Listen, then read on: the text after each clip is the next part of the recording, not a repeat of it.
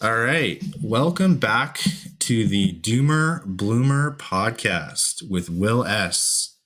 We're talking business, relationships, life, self-improvement, the hero's journey, how to get back on a path from the dark side into a more effortless way of being. We talk about sometimes spirituality, the Tao Te Ching. We bring guests on who have been through the ringer of life, who want to tell their stories, how to get out of a dark pit. So you will. Today on the podcast, I have Alain Dumonceaux. Perfect. All right, I nailed it. And he is coming from Winnipeg, Manitoba. He's a fellow Canadian. He is part of the Awakened Man band of brothers. He has his own coaching program. He has his own community. And he is just a guy, it sounds like, who wants to help other guys get on their life purpose. And without further ado, Alain, welcome to the podcast. Well, thank you so much, William, for having me on the podcast. I'm really grateful for being here and having an outstanding conversation with you today. Awesome. Yeah. You got me to come out of semi retirement for the summer. I know I haven't really been that active on this channel, guys. Which is okay. I've spent some time on myself working on the Tao Te Ching and my own spirituality, and that's sometimes what you have to do. You have to go a little bit into a monk mode. That's what I call it, anyways. And then you come back stronger, and you can hit harder and faster. And I think Alain, you probably would agree with that. I've looked at your men's mentorship group. It seems like you guys meet on Wednesday nights. Is that correct? Yeah, that's correct. We meet the second and the fourth Wednesday of the month. And so that means tomorrow night we're getting together, depending on when this goes. Yeah, the second Wednesday of the month. And what sort of things do you talk about, Alain, when you get into these meetings? Yeah, so I built a program for us for the Band of Brothers that we have a different theme and a topic each month. So this month we're talking about from self-sabotage to self-mastery, and really based this work on the book "The Mountain Is You" by Brianna Weiss, who talks about in there about how we're our own worst enemies, and how for a lot of us, and especially as I have been involved with men's work now for a few years, that for guys we've really had it ingrained in us at a very young age about how we just can't necessarily express who we are, like, especially, and I've raised two boys, and so I know what it's like when they're full of energy and you're trying to manage them and your own self. It's because guess what, when you have kids, there's no owner's manual, so you just got to figure it out, and so we get repressed, right? And we don't recognize just how much we're doing that to ourselves. So this month we're focusing on that. And we also focus on a virtue of the month. And so our virtue this month to coincide with the self-sabotage is all about the brotherhood and finding other like-minded men to be able to work with and through things. And I think that's the, really truly, and you talk a lot about the hero's quest or the hero's journey in your program. I think it's so important that I think we're all in that every day, and I think it's repetitive. It's an ongoing cycle. It's not like you do it once. It's not a 90-minute movie, right? It happens all the time, and we get into those phases. So we're focusing on that this month, and so that's really what the program's about. Okay, and just let me back up. What was the name of the book that you guys are focusing on? Yeah, so this month's book is called "The Mountain Is You." The Mountain Is You. Okay, I will link that in the description for people. Yeah. And how did you come to be doing this work? Because it doesn't sound like you've been doing this work just for the last couple of years, I guess. So where did your hero's journey start, begin, middle? I mean, we can't capture it all, but let's kind of get of a 30,000 feet view of Alain. Let's say that. 100%. No, yeah, for sure, no worries. So, really to culminate things is that I'm involved in my second marriage. I got married at a very young age, and that's where my two children came from. They're my high school sweetheart. Really fast forward, went through a real tough time in my early 30s, where I had lots of success in my life. I was a professional chef at the time. I competed in the Culinary Olympics, and this was long before there was a food TV network and chefing was cool, and Bobby Flay was around and all that stuff. And it was very much a very macho type of environment. And I found myself that as my life transitioned into my current marriage, that the work that I thought I had put in, from reading books, attending courses, and spending all this time, was really just a mental aspect of my life, and I didn't really internalize it and embody it. And so what ended up by happening is I almost lost my second marriage due to some infidelity on my part. And it was only because of the strength of my wife that could see the greater man in me, that it gave me the opportunity to revisit who I am and was as a man. And so one of the things that really ultimately happened was I had to start to take ownership for who I was, for where I was, and for who I wanted to become. Because up until that point, I just gave that power away to somebody else, allowed someone else to define it. And then when her dad passed away, and he was an extremely close friend of mine, and we hung out all the time, and he's a big Yankees fan, so we'd always drive down to Minneapolis whenever the Yankees were in town. And when he passed away, and I was the one that ended up by finding him, and in a not a great situation, my heart just died. Yeah, I feel that through the microphone. Yeah. I felt the same way when my grandpa died, because I was a lot closer to my grandpa than I was my own dad. So, yeah. Yeah. So, and it's this. I don't think before I started doing men's work that I could do what I'm doing right now. It would have been easier to go to work, forget about it, and just hunker down and just push it aside and just repress it. And that's why when those two things happened, I just knew I needed to change. I needed to change who I was. And I knew from at least here in Manitoba and in Winnipeg, there are no places for men to go and get and talk about this kind of stuff. I've gone to grief counseling, and I've done that work, but it's a different environment when you can be in a circle with other men who are going through something similar, or have had that experience or not yet, and to be able to be present like you are doing today, William, and being able to hold space for someone else, another man, to be as vulnerable as they can. And I think the world needs that so much more today.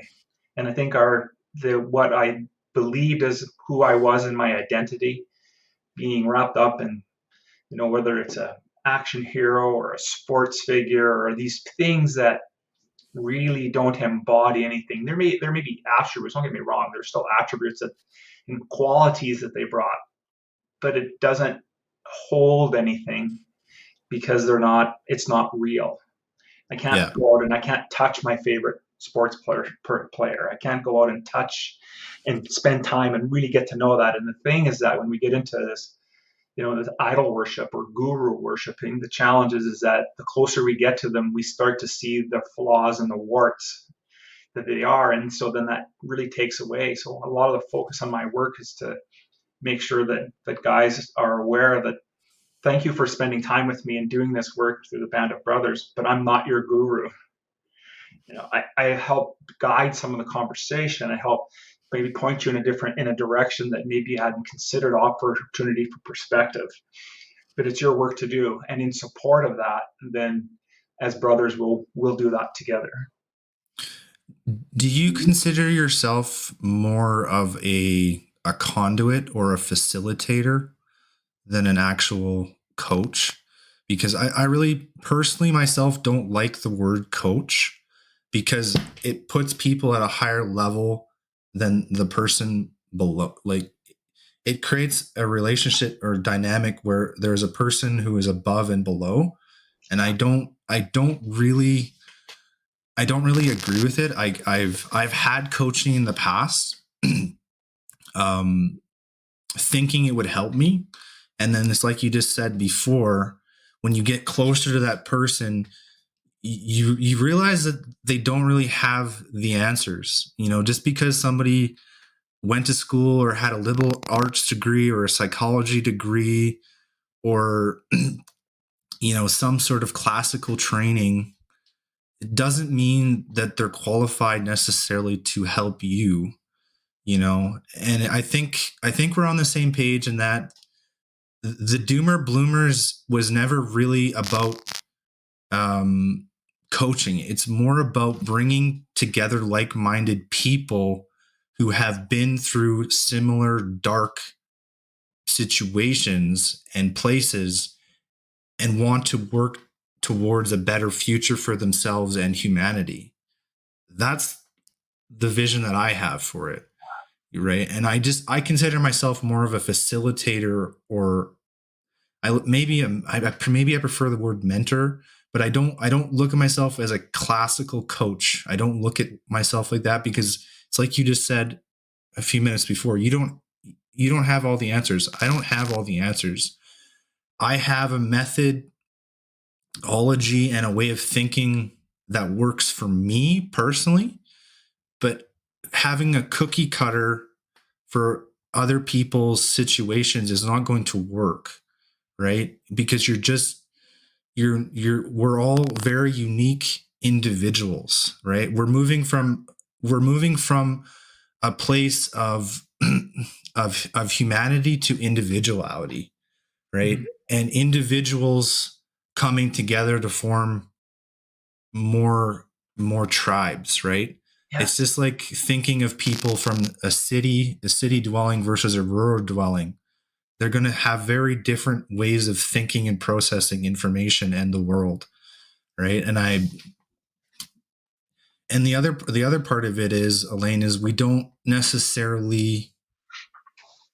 never necessarily the same person all of the time. We're different peoples in different situations and at different times of our lives. If I look back on my life when I was 24 versus 28 versus now 32, the person who I was wanted very different things.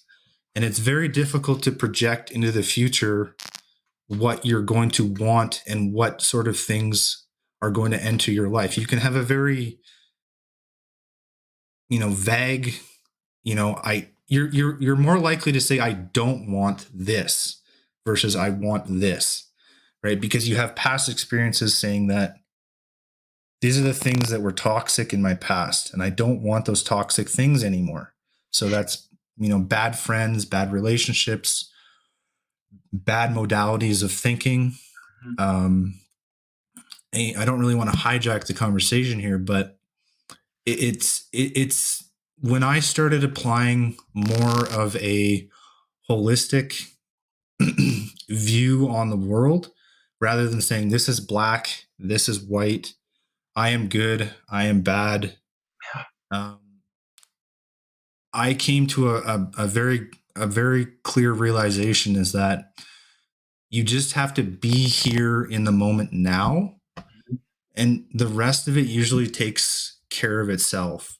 And I think what a lot of people don't do is they don't necessarily spend a lot of time by themselves.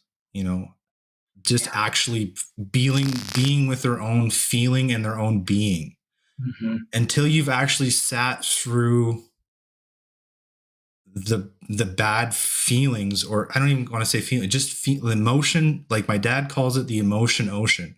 Mm. Until you've been hit by multiple waves of emotion oceans and actually like wrung them out through your own processes and cleanse some of the modalities of thinking that you were pre-programmed since you were a young child, right? Yeah. Until I let go of my teenage years, like actually let go of the traumatic experiences that I went through, it was very difficult for me to show up as a complete person or a man, if you will, because there was still an internal child in there dealing with issues that hadn't been processed for 10 years. Yeah. Right. But through a string of, I wouldn't say bad coincidence, but through a string of incidents that happened to me in the last 2 years, I have been forced to confront those things, good or bad. And now I am actually able to show up on podcasts like this and connect with other men like yourself doing the similar work, going like, okay, so now we have, here's my pin over here in British Columbia. There's Elaine's pin over there in Manitoba. Okay, now he's a connected person. I'm a connected person. How do we connect Elaine's people with my people, Yes. and make a bigger network or a bigger web? I call it the all truths or all true network, like of people. And I don't, again, I'm not trying to label, but people who don't do the work or haven't worked on themselves or deliberately try to sabotage others, I call them all screwed. They're all screwed up, Yeah. right? And they're not willing to show up or incapable of showing up. And it's not that they couldn't want to. It's just their path is going to be different than yours. Yes. And you have to try and balance that and not get too bogged down when you encounter the resistance of other people, right? Yeah. I don't know if you've encountered it in your life, but I have dealt with energy vampires for a very long time, and I know how to spot them now. Yeah. So it's just, I don't know, it's just important for me personally. I've tried to protect my own energy as much as possible. And when I enthusiastically want to show up and do something, that's when I'm the most present and the most valuable, or I present the most authentic version of myself. Right. You know, and, you know, generally I'm a pretty quiet person. You know what I mean? I don't, like, the Tao Te Ching has a saying. It's basically, those who know do not speak. Right. And I know a lot of things about a lot of stuff. And I don't, but I don't go around projecting that I'm a know-it-all or I'm better than anybody else. I have a modality of thinking that works well for me. Is it perfect? No. Does it have a little bit of tweaking? Sure. But this is why I come and seek out individuals and you know, coming back to the marriage thing, right? I'm not married. I don't intend to get married because I know personally for me, that modality is outdated for my life, and a square peg will not fit in a round hole. I am more interested in looking for a partnership, but it won't necessarily have the same sort of structure that your marriage has, Elaine. It just won't. Yeah. Right. Because I know for myself, it won't work. It won't fit into my life properly. Well, and that's Right? so powerful, right? Because that's the kind of mistakes as men that we make, right? We try to fit ourselves into what society or wherever we've learned it, that this is how it needs to be, and it doesn't need to be there. You know, you look at a guy like Aubrey Marcus, who, you know, has done several different podcasts and that, and he has a lifestyle that I wouldn't necessarily ascribe to, but it works for him and his partner and how they do. And I think, you had such great stuff in there, William, that we can unpack. And one of the things that I wanted to go back and touch on a little bit is you talked about how our values have changed for you, and it does for all of us. And one of the things that we do in my work is I have the men that I work with on an annual basis. We'll go over our values and our beliefs, because we set an intention for what we're attempting to accomplish in our life pillars, and for a year, and then we focus on working on that for the year. And inevitably, it's not so much about getting that ultimate goal. It has nothing ever to do with that. It has everything to do with the journey between where you are today to ultimately when you're done. And so we do change. What I valued, 2.5 years ago when I got started with doing men's work, is completely different today. And I think it's so important that we remain open and can see a different path, and what works for you works for you. And then I'll go back a little bit further and talk about I'm with you as well. I don't like the idea of a coach relationship. That works great in a maybe in a professional or a sports environment idea. And that's why, for me, I call it, I dub myself as the purposeful action mentor, with men in brackets, because really it's about a journey together. It's about opening, like we're doing today, we're creating more space, we're opening that bucket. So more good information, more perspectives can be put in, because ideally the listenership at the end of this will come away with something that says, what, I had this one idea about relationships today, and now after listening to this podcast, I have a different perspective about it. And then I think we've done our work, right? We've done what we were intended to do. And so I think it's so, he brings just such great stuff, and that's probably why we were able to connect so well on being on the podcast. Yeah, and I think you're right. I think it's more important to focus on not stereotyping your your relationships, which I definitely have been guilty of in the past, because you haven't. And one of my good friends, John Wynn, actually, the other somewhat absent podcast host, but he has a lot of, he's 8 years older than me, and what he came to, to come. The other week we had a conversation, and he basically made me realize that, or the way he phrased it is that the only person who can know you is yourself. Mm-hmm. Right? Your partner or your friends or your family can only see the portion of you that you project. Yes. Right?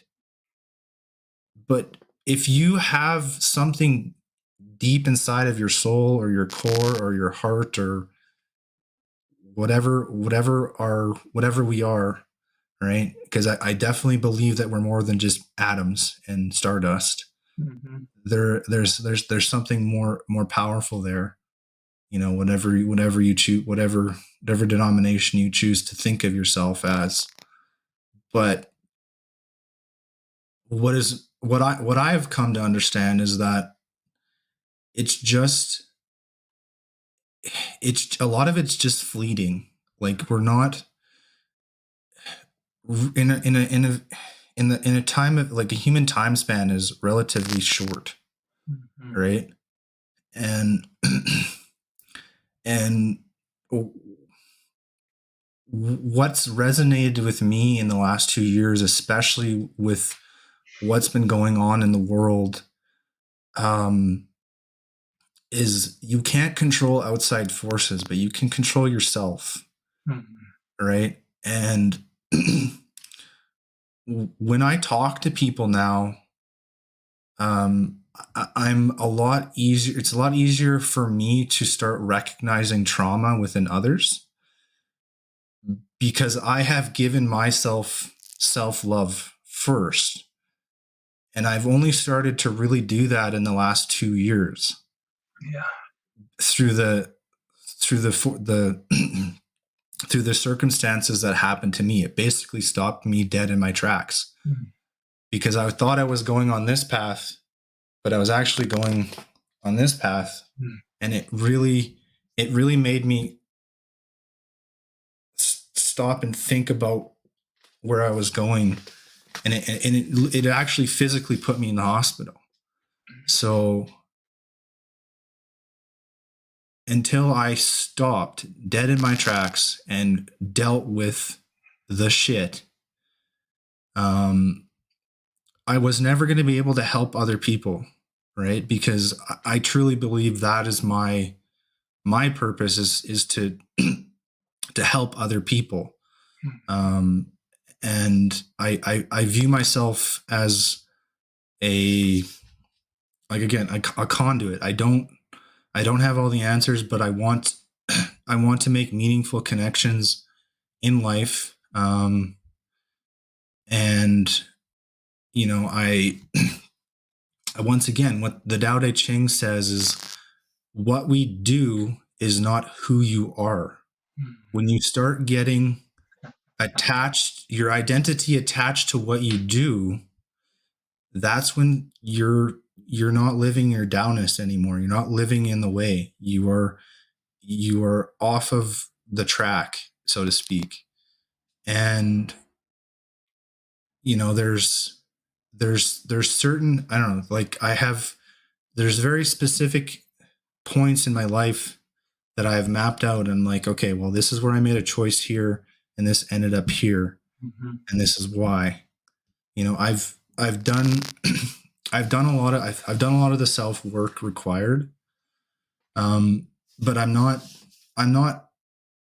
also not completely done because it, like you said before, the cycle keeps going, right? I'm going to be hitting up to my 33rd birthday this year, which to me is, fairly significant. And then, I have an idea of where I want to go. Yeah. And I have a set of values, like you said, are pillars that I ascribe to. But what I also have come to realize is that I don't want to chase anymore because I've spent a lot of my 20s and like early 30s now chasing things. And I've realized that in order to have, I need to become first, right? I need to change my belief system and be the thing that I want to become in order to have the life that I want down the road. Right. And it's, I have to be very cautious because I have a certain, certain genetic factors in my family. I have certain environmental factors in my family that have predisposed me to having not so great outcomes sometimes. Right. And I have to kind of navigate that minefield a little bit. I have to cut out certain people in my life, even though I would like to have a relationship with them or a connection with that person. It's just like, no, that person is toxic to me and they don't want to take responsibility for their shit either. Yeah. So they can't enter my frame anymore because it bleeds into my energy field. And I won't accept that sort of negativity anymore. It's something that I've come to realize. Yeah. And well, it's so powerful that you're able to recognize that, William, right? Like when you can recognize that. And the thing is that while there's so much power in it, it's not necessarily an easy thing to do. No. It's part of that hero's journey, right? That piece of recognizing now you're in the pit and it's about getting yourself out. Sounds like you have a partner there. You guys do podcasts as well, and probably work a bit. I'm hallucinating here that you're probably good mentors for each other, depending on what goes on or what the topic is. And I think that's the key, right? That's the key about really unlocking that piece, that parts of us, and that's why I talk so much in our work about repressing and why we're dealing with self-sabotage. Because I'm doing it today. Like, I was extremely successful as a professional chef in my early 30s, and then when I decided to get into the podcast, men's workspace, well, listen, there's some pretty big guys out there doing this work, and some days it's hard to get on the behind the mic and produce a podcast or do something, and then but it's the recognition for yourself to stop comparing, because it's one of the Mm-hmm. ways that we sabotage is that we compare to something else, and instead focus on the process of how can I be better at communicating my message, how can I get better at being doing a podcast, because normally I'm on the other side of the mic, I'm in your chair, and so it's different, it's a different perspective to be on this side, but it's also great as a learning and growth experience, for not just for myself, but also for our opportunity to get clear, even more clear on the work, because it's a continual evolution.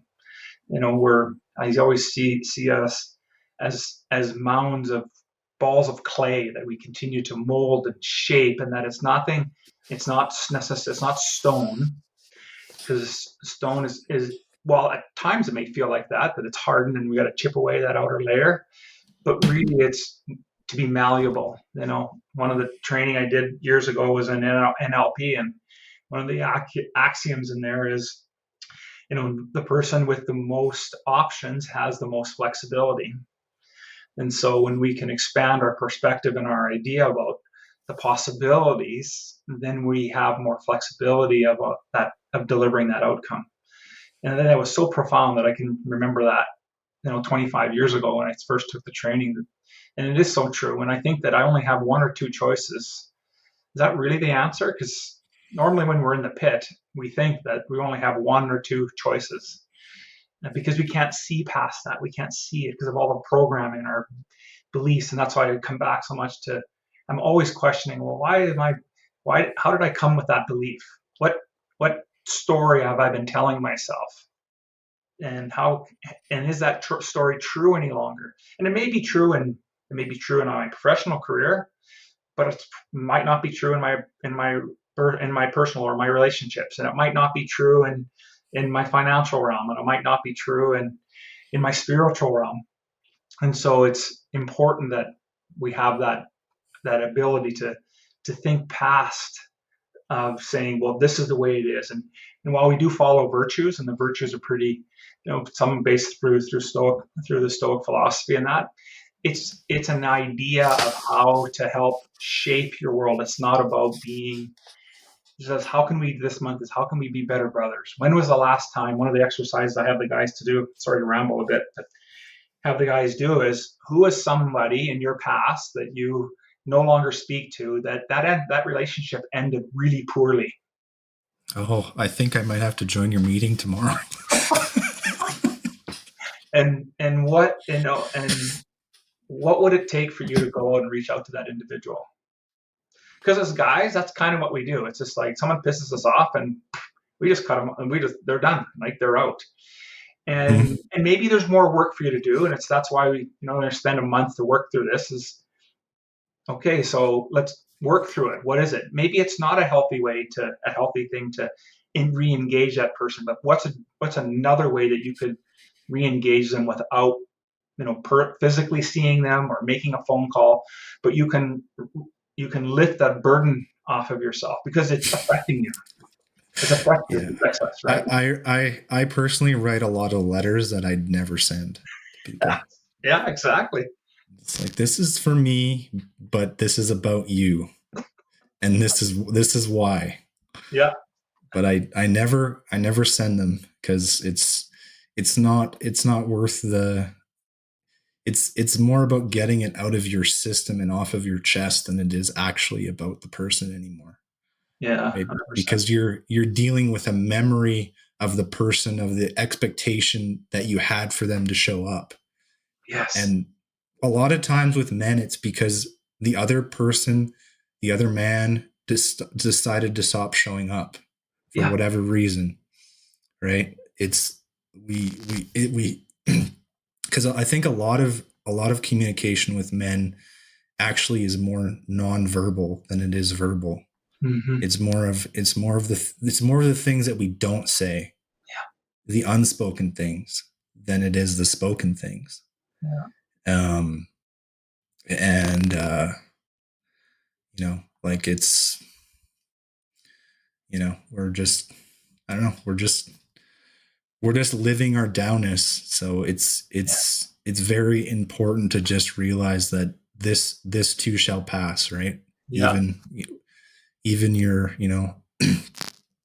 when someone you lost left your life, well, that was the way it was supposed to be, and Hmm. it helped you learn something about yourself or to overcome something about yourself, right? um so yeah. Getting a little deep here. Yeah. It's good. Let me just see where we're at. All right, what is one thing you'd wish you'd known when you began your career, and what would you like to uh, share with the audience in regards to that? Man, another thing, like, wish I knew. Like if you were talking to 18 or 17-year-old Elaine, Yeah. what would you tell that person? That's a letter that I'm going to write for myself for my Yeah. 33rd birthday. Yeah. I hear you. I think, if I go back to my culinary career, I would sell that. I would tell me back then is just go for it. Everything will work out. Just go for it. So many decisions back then was based on fear. Mm-hmm. Fear of not being good enough. Fear about that it's not going to work out. Fear, just fearful of being alone. Moving out for the first time on moving to I had an opportunity to while I grew up in Saskatchewan and moved to Manitoba to start my career, but I had an opportunity to work at a resort on an island or to work on a cruise ship. And my buddy out of culinary school took that chance and and got to experience so much more of the world and of himself. And if I was to go back, that would be the one thing I would say: just go for it. Everything will work out. Yeah. Well, when you're young, there's lots of time to course correct, right? Yeah. So even older too, you think you've come to a roadblock or an end of the roadblock or whatever it is. You're just like, no, this is the start of a new beginning. Just like, you know, for me and what I've gone through in the last couple of years is it's like I thought it was the end. I thought I was in a like this is over. Like my life is over. And it's like, no, your life has just started. Yeah. Stop, like get out of your own head, get out of your own way, you know? I remember reading about this lady. It's like a senior, like she was in her 70s or whatever, and she decided to go back. She wanted to go and get a degree, and so she went and was telling people about that. And says, "Well, how long is it going to take you to do that?" I said, "Well, it's going to take 5 years." And says, "Well, why would you do that? It's going to take you 5 years." Well, if I don't do it 5 years from now, I won't have learned. I will not have learned anything. I won't have changed or grown. And that's not exactly how the story goes, but that's how I remember it. And the reason I tell it is what that's the decisions I make today. I'm in my mid 50s.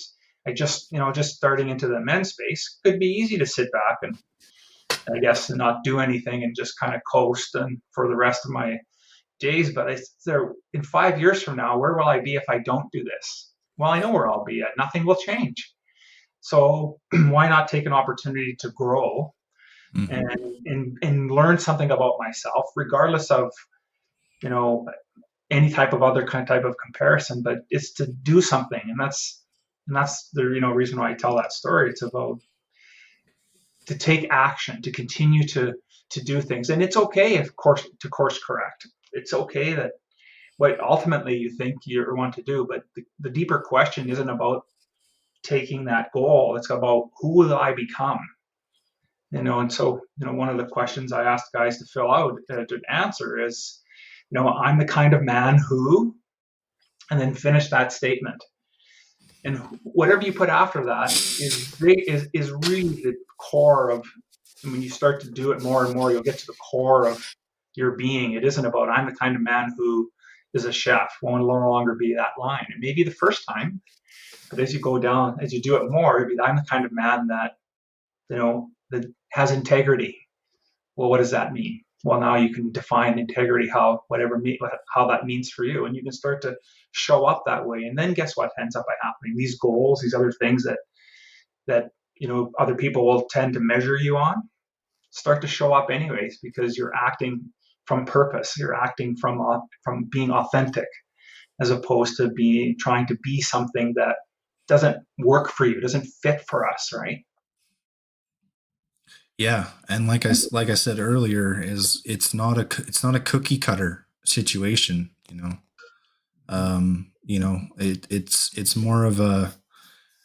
It's more of a choose your own adventure and bring yourself to another level of understanding inside of yourself.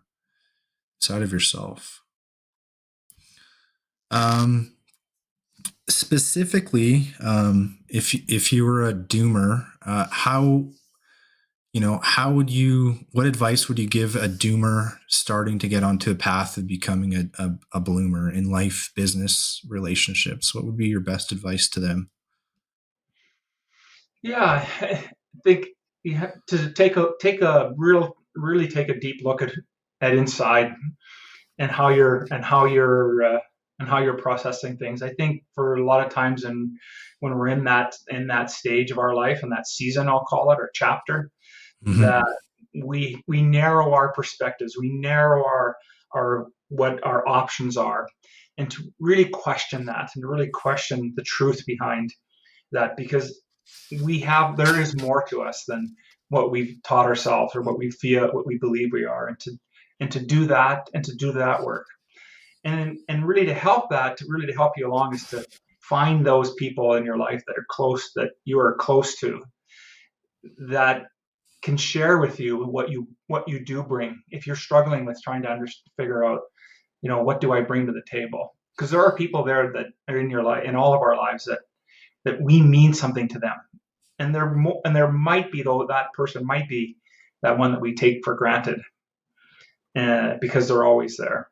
And that would be one thing I would suggest they do, to do that work, and then to reach out and spend time with those people and other like-minded groups and individuals, to give you that greater perspective, to help crack open that walnut and really get an opportunity to expand and see the truth and the value in who you are, that you are an incredible being, and that you bring value to life, and that we don't see it if we stay too much to ourselves. Yeah, yeah, that resonates for sure. Is there anything, Elaine, that you would like to talk about that I haven't already asked you in this podcast? Yeah, not necessarily. I would just summarize and just say I think that we're all on and I love that you talk about the hero's journey. We call it the hero's quest, and that we're all on it, and that today is just a chapter in our life, and yesterday was a chapter. And then each day we have an opportunity to write a new chapter, a new version of who we are, and that we are not these static beings. It used to be a belief that the brain stopped growing at a certain age. We know that it's no longer true, that we're continually evolving and growing as people. And so the takeaway I would have for everyone is that you're constantly growing and evolving. Write the chapter, write today's chapter the way you want to write it. That's true for you, that's authentic for you. And that'll be the chapter that you can be most proud of. Write your own chapter. I like that. Very, very poetic. So, Alain, where can our listeners connect with you? Your mentoring link, in quotations, your website, and your social handles. Absolutely. So you can find me on the net at theawakenedman.net, and the membership site is members. That's plural, members dot theawakenedman.net. That's where you're going to find the Band of Brothers and some other programs. I got lots of free resources on there as well. Like I said, we meet the men's group mentorship program. We meet the second and the fourth Wednesday of the month, and I do have a mentorship level as well if folks are interested. My handle on Instagram is theawakenedman2020, and on Facebook it's theawakenedman.net. So, reach out, send me a message. Love to chat with you guys. All right. That's fantastic. Alain, I've really enjoyed our conversation. You're a very authentic person. Thank you for sharing with me what you have. I appreciate you. I will put all of the links in the descriptions, as always, for Alain's social handles. The Doomer Bloomer podcast. We're on all socials, Facebook, Twitter, Instagram. We do not have TikTok. It's not really our thing. As always, guys and girls and anything in between, we're